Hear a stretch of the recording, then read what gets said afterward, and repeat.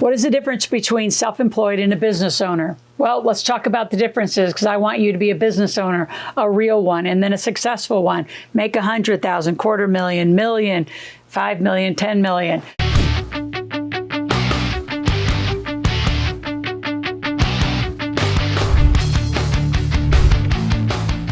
Number one, let's talk about how do you transform if you are a sole proprietor, self-employed, into being a true business owner and corporate owner.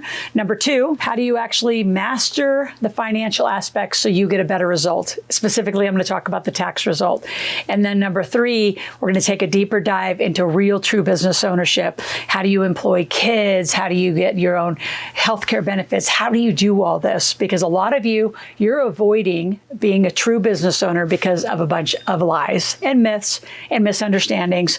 And honestly, you probably listen to too many people next to you that have failed. So you don't have to be a failure. You don't have to be a 90% statistic, and you have to do it right. So number one, how do you transition from being a self-employed and sole proprietor into a business owner? And I would love, for you, I'll go over to askloral.com. Tell me a little bit about you. Tell me how long you've been self-employed. Here's the damage of staying self-employed and a sole proprietor. It's number one, under your Social Security number. So maybe if you're kind of a little more sophisticated, you got a separate business account. Otherwise, you've been commingling this extra business, because you can do a little Schedule C, which is like 13 to 30 deductions.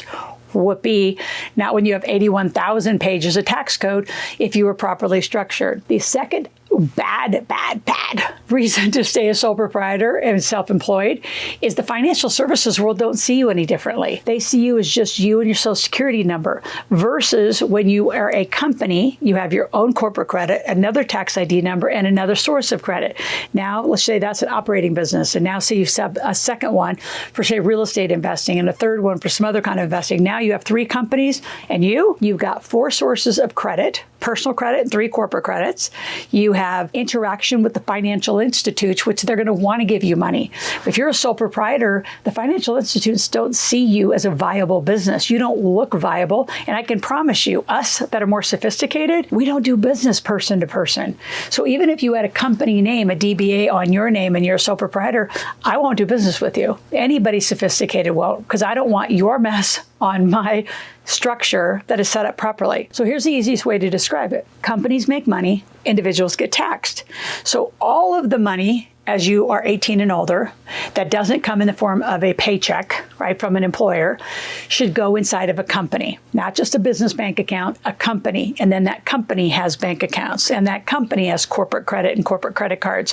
You keep them all separate. When you're a client of mine at the big table, I'll do this exercise called forecasting with you, where I teach you what should you pay for, what should company A, B, and C pay for.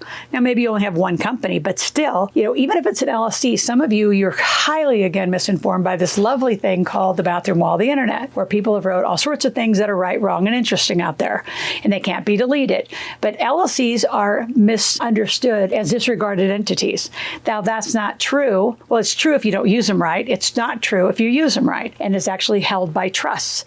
So when you truly activate corporate life, which is what I'm going to teach you how to do. In fact, let's do this. If you haven't gone to my Millionaire Intensive, I'm going to give you 2 tickets right now. So you want to click on there.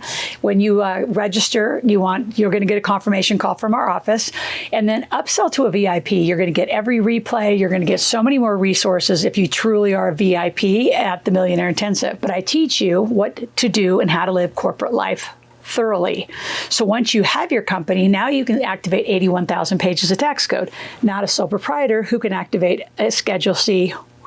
Whoopee, you might get, like I said, 13 to 33 deductions. Now, how do you master the aspects of really the financial nuances? Well, first of all, you're going to start taking business trips, no vacations. You're going to get proper insurance, not term insurance.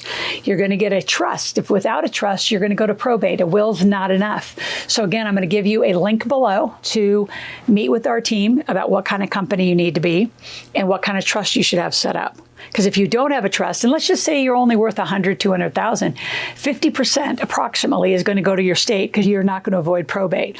And then whatever is left might be held up in court for, depending on the state. Again, in California, it could be held up for years and years and years. So you want to make sure you have the right structure, number one. The other thing you can do is your company can actually hold and own its own 401k. So instead of your employer owning and controlling your money, you control and own your money.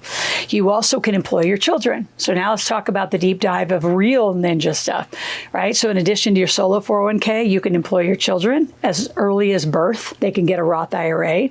You want to pay yourself minimal salary and still get good health care. All of these are possible when you set corporate life up right. So the other thing that defines a business owner from somebody who's a sole proprietor is your database. So getting incorporated, employing yourself properly, getting a database. You've got to have a database. So go to askrms.com. For $297 a month, we can start it for you. So now you have the two engines that drive every successful business, which is being incorporated to activate the tax code, and you have a proper database so you can move your followers into monetized database. So I expect to see you at the Millionaire Intensive. I want to see you committed there and truly living corporate life. When I teach how to live corporate life, even to some of the highest multi-millionaires and billionaires, they still say, you know, I don't know that I've actually set properly. And I need to start including my children in generational wealth if I'm going to pass any wealth to them. So there's a whole structure of moving to being a business owner. And the biggest part of being a business owner is hire a team. Hire a team and get a database.